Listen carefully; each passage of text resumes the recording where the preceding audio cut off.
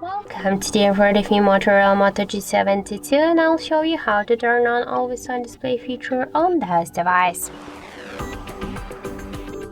So unfortunately, always on display feature, we have not installed this option by default. That's why we should get the application from the Play Store, and now here in the search bar we should enter Muviz Edge.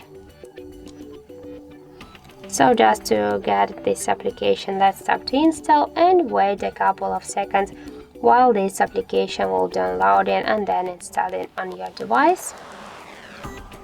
Now just let's click here to open and tap to draw over apps.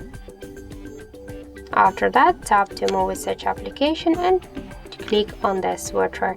Then just go back to the application, select AOD and just let's use one from these available times. Click here to apply.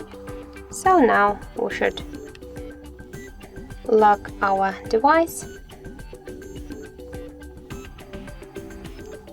Press twice to the power key.